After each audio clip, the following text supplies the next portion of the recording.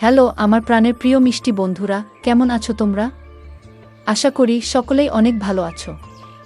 আর ভালো থাকারই কথা, কারণ তোমরা আমার গল্প শুনে যে মজা পাও তাতে সবাই অনেক ভালো আছো। বন্ধুরা, আর বেশি কথা না বলে চলুন শুরু করি আজকের ভিডিও।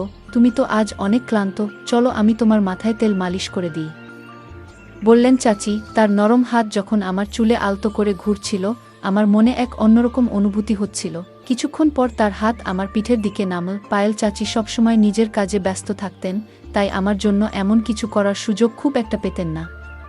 কিন্তু সেদিন রাতে চাচি নিজের হাতে আমার মাথায় তেল মালিশ করছিলেন। মালিশ করতে করতে কখন যে ঘুমিয়ে পড়লাম তা টের পাইনি। সকালে ঘুম ভাঙতেই দেখি আমার শার্ট নেই আর চাচি আমার পায়ের কাছে শুয়ে আছেন। ওনাকে এভাবে দেখে মনটা ভরে গেল। যখন আমার বাবা মা বিদেশে চলে গেলেন, তখন আমার জীবনে একটি নতুন অধ্যায় শুরু হলো। মা বাবা আমার যত্নের জন্য আমার চাচিকে আমাদের বাড়িতে থাকতে বললেন।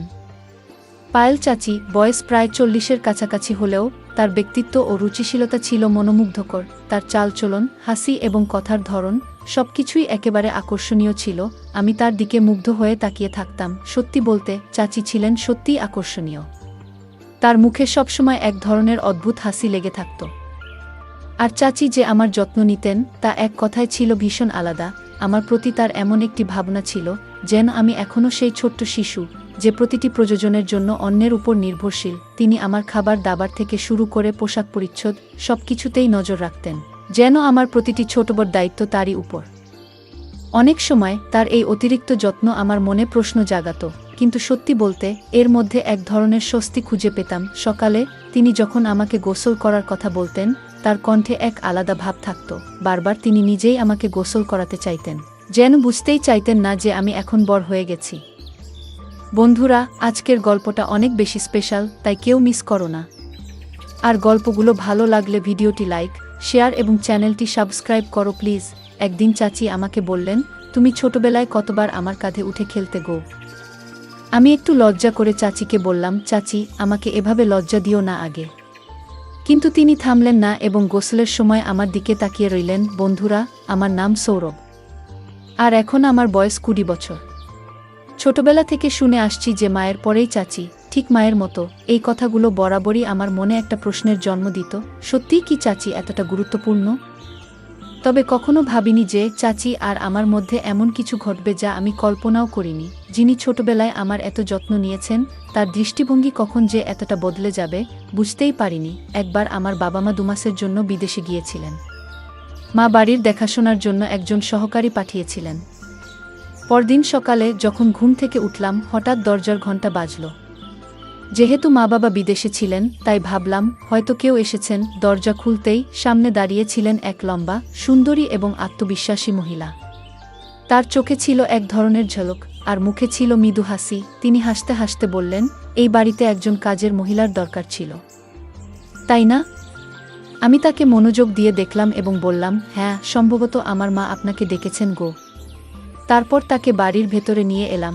যখন তিনি ঘরে ঢুকলেন, আমি তাকে রান্নাঘর দেখালাম। তবে তিনি এমনই অভিজ্ঞ ছিলেন যে রান্নাঘরে কি কোথায় আছে তা সঙ্গে সঙ্গে বুঝে গেলেন, যেন আগে থেকেই এখানকার সবকিছু তার জানা। আমি ভাবলাম এটা খুবই ভালো হলো, মা নিশ্চিন্তে থাকতে পারবেন। তখনই মাকে ফোন করে জানালাম যে কাজে মহিলা এসে গেছেন। মা এটা শুনে অনেকটাই নিশ্চিন্ত হলেন। আমিও বুঝলাম এখন আর একা থাকার অনুভূতিটা থাকবে না। সারাদিনের কাজের পর সন্ধ্যায় কাজের মহিলাকে ছুটি দেওয়ার সময় এল। হঠাৎ করেই তিনি আমাকে বললেন, সৌরভ, সকাল থেকে তোমার সাথে আছি কিন্তু তুমি এখনও আমাকে চিনতে পারোনি গো। তার কথা শুনে আমি অবাক হয়ে গেলাম। বললাম, আমি জানি আপনি বাড়ির কাজের সহায়তা করতে এসেছেন, তবে আর কি পরিচয় আছে আপনার? তিনি হাসতে হাসতে বললেন, আমি এ বাড়িতে কাজের মহিলা হিসেবে এসেছি বটে, কিন্তু আগে আমাকে তুমি পায়েল চাচি বলে ডাকতে। আমার নাম পায়েল।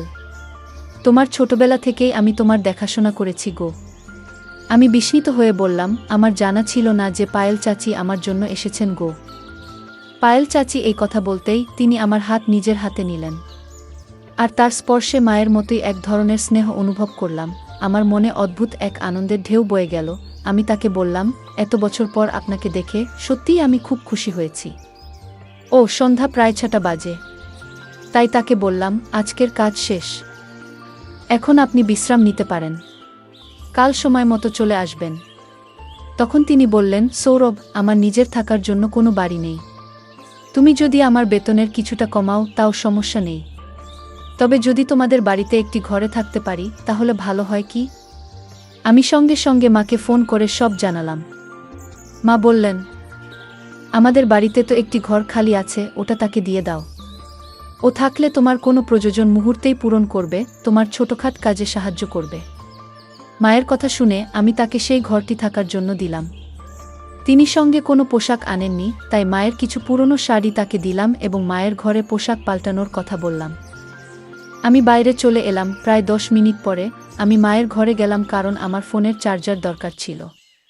তবে ভুলে গিয়েছিলাম যে চাচি তখন ঘরেই ছিলেন। আমি দেখলাম চাচি পোশাক পরিবর্তন করছেন। লজ্জায় তাড়াতাড়ি চোখ বন্ধ করে ফেললাম, কিন্তু চাচি যেন এতে কোনো সংকোচ অনুভব করলেন না, বরং বললেন, সৌরভ, এসো এখানে বসো আর বলতো, তোমার মায়ের এই শাড়ি আমার উপর কেমন লাগছে গো।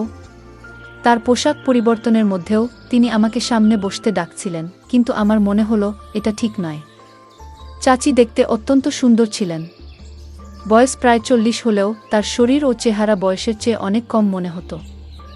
কিছুক্ষণ পরে তিনি মায়ের শাড়ি পরে ঘর থেকে বেরিয়ে এলেন। আর পুরনো শাড়িতেও তাকে চমৎকার দেখাচ্ছিল। এইভাবে কদিন কেটে গেল। পায়েল চাচি প্রায় 10 দিন ধরে আমাদের বাড়ির কাজ দেখাশোনা করছিলেন। একদিন তিনি আমার ছোটবেলার অনেক স্মৃতি শোনালেন। সেসব শুনে আমি যেন নিজের শৈশবে ফিরে গেলাম। সেই ছোট্ট ছেলেটা যে সবসময় মোবাইলে ব্যস্ত থাকত, এবার নিজেই সে শৈশবের কথা ভাবতে লাগল। চাচি মাঝে মাঝে আমাকে বেশ বিভ্রান্ত করতেন। কয়েকদিন পর হঠাৎই একদিন বললেন, সৌরভ, আজ তোমাকে আমি নিজ হাতে গোসল করিয়ে দেব গো। আমি বারবার না করলেও তিনি হাসি মুখে গোসল করানোর জন্য জেদ করছিলেন। তার কথায় রাজি হয়ে শাওয়ার নিয়ে বের হলাম। দেখলাম চাচি আমার ঘরে বসে আছেন। তিনি বললেন, তুমি আমার হাতে গোসল করনি, কিন্তু এখন আমি তোমার ভেজা চুল মুছে দিতে চাই গো। আমি মাথা নিচু করে তোয়ালে দিলাম এবং তার সামনে বসলাম। চাচি স্নেহভরা হাতে আমার চুল মুছে দিতে লাগলেন। আমি চাচিকে পরিবারের সদস্যের মতোই মনে করতাম, তাই স্বাভাবিকভাবেই তার সাথে মিশতাম। বলেছিলাম, এই ঘরটাকে নিজের ঘর মনে করবেন। আমার কথা তিনি মনোযোগ দিয়ে শুনলেন এবং আমাদের বাড়িতে এমনভাবে থাকতে শুরু করলেন যেন এটি তার নিজেরই ঘর। এক সন্ধ্যায় আমি বন্ধুদের সঙ্গে এক জন্মদিনের পার্টিতে যাচ্ছিলাম। তখন চাচি আমাকে জিজ্ঞেস করলেন, কোথায় যাচ্ছ? আমি বললাম, একটা পার্টিতে যাচ্ছি গো। তখন তিনি বললেন, তুমি আমাকে পরিবারের অংশ বলো, কিন্তু একাই চলে যাচ্ছ, কখনো আমাকে কোথাও নিয়ে যাওনি গো। আমি বললাম, ঠিক আছে, আমি আপনাকে নিয়ে যেতে রাজি আছি, তবে আধুনিক পরিবেশে মানিয়ে নিতে পারবেন তো? তিনি সম্মতি দিলেন। আমি বললাম, মায়ের ঘর থেকে ভালো একটা শাড়ি পরে প্রস্তুত হয়ে আসুন গো। পার্টিতে যখন পৌঁছালাম তখন আমার বন্ধুরা তাকে দেখে ভেবেছিল তিনি আমার বান্ধবী। চাচি এমনই উপস্থিতির অধিকারী ছিলেন যে সবাই ধরে নিয়েছিল তিনি আমার সঙ্গী। চাচি হেসে হেসে বন্ধুদের বললেন, আমি সৌরভের বন্ধু গো।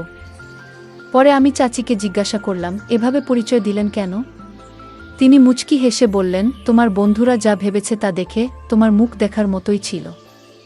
আমি হেসে বললাম, মাফ চাওয়ার কিছু নেই, ঠিকই করেছেন গো। সেদিন রাতেই চাচি আমার ঘরে এসে বললেন, তুমি অনেক ক্লান্ত হয়ে পড়েছ, আজ তোমার মাথায় তেলের মালিশ করে দিই গো। তার স্নেহমাখা হাত যখন আমার চুলে ঘুরতে লাগলো, আমার গায়ে কাটা দিয়ে উঠল। তারপরে আস্তে আস্তে তার হাত আমার পিঠে চলে গেল। মা সবসময় ব্যস্ত থাকতেন, তাই এভাবে তেল মালিশ করে দেওয়ার সময় তার পক্ষে পাওয়া সম্ভব ছিল না। মনে পড়ে না কবে মা শেষবার আমার মাথায় তেল মেখে দিয়েছিলেন। পায়েল চাচিও সাধারণত এতটা সময় দিতে পারতেন না, কিন্তু সেদিন রাতে তিনি নিজের হাতে আমার মাথায় তেল মালিশ করছিলেন। মালিশের আরাম পেয়ে কখন যে গভীর ঘুমে তলিয়ে গিয়েছিলাম বুঝতেই পারিনি। পরদিন সকালে ঘুম থেকে উঠে দেখি পায়েল চাচি আমার পায়ের কাছে শুয়ে আছেন। তাকে জাগিয়ে হেসে বললাম, তুমি আমার পায়ের কাছে কি করছো? চাচি মুচকি হেসে বললেন, গত রাতে তোমাকে মালিশ করতে করতে আমারও ঘুম চলে এসেছিল গো। সকালে চাচি হঠাৎ আমাকে একটা প্রশ্ন করলেন যা আমাকে ভাবিয়ে তুল। তিনি বললেন, গত রাতে যখন তোমার কাঁধে হাত রেখেছিলাম তুমি এত তাড়াতাড়ি ঘুমিয়ে পড়লে, তোমার মা কি কখনো তোমার মাথায় মালিশ করতেন না? আমি সরাসরি কিছু বলিনি, কারণ জানতাম মা সবসময় তার কাজ নিয়ে ব্যস্ত থাকেন। তাই পরিবর্তে বললাম, না না, আমার মা সবসময় আমার যত্ন নেন, এমন কিছু নয়। পায়েল হেসে মাথা নাড়লেন এবং বাইরে চলে গেলেন। এরপর আমরা দুজন একসঙ্গে নাস্তার টেবিলে বসলাম। ঠিক তখনই কলিং বেল বেজে উঠল।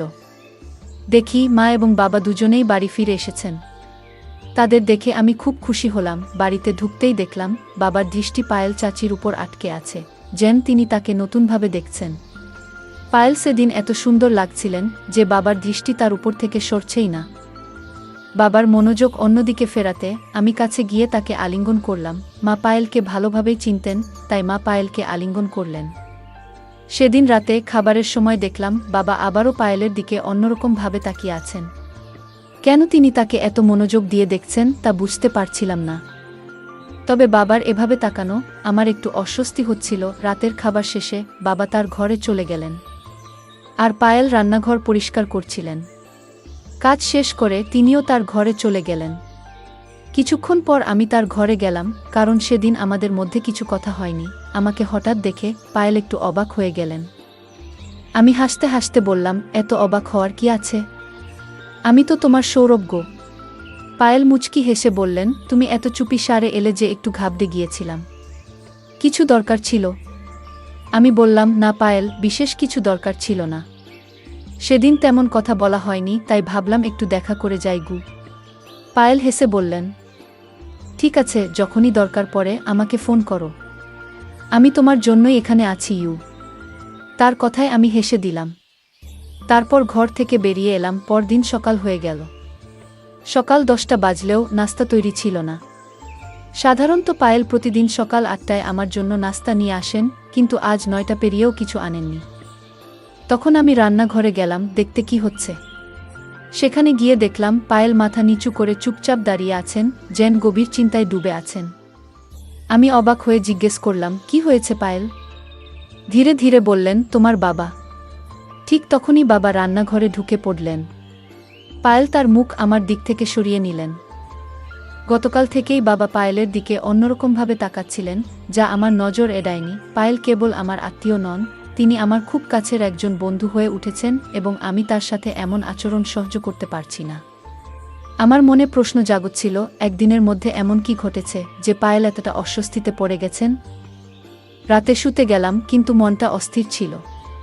কিছুক্ষণ পর ভাবলাম পায়েলও ঘরে গিয়ে দেখে আসা উচিত। তার ঘরের দরজার কাছে পৌঁছেই দেখি বাবা ইতিমধ্যেই সেখানে আছেন এবং পায়েলের হাতে কিছু টাকা দিচ্ছেন। কেন হঠাৎ করে এত টাকা দিচ্ছেন সেটা বুঝতে পারলাম না। সামনের দৃশ্য দেখে আমার মনের মাঝে অস্বস্তি বাড়তে লাগল। পায়েল বাবাকে বলছিলেন, যতক্ষণ না আমি সৌরভের সাথে কথা বলবো আমি এই বাড়ি ছাড়ব না আগে। আমার মনে হলো হয়তো সে আমাকে ভালোবেসে ফেলেছে। দেরি না করে আমি সরাসরি তার ঘরে ঢুকে পড়লাম। বাবাকে জিজ্ঞাসা করলাম, আপনি এখানে পায়েলের সাথে কি করছেন? আমার প্রশ্ন শুনে মাও ঘরে এসে ঢুকলেন। আমাকে দেখে মা বাবার মুখের ভাব কেমন যেন বদলে গেল। মা বাবা আমাকে বলতে লাগলেন, তুমি নিজের ঘরে ফিরে যাও।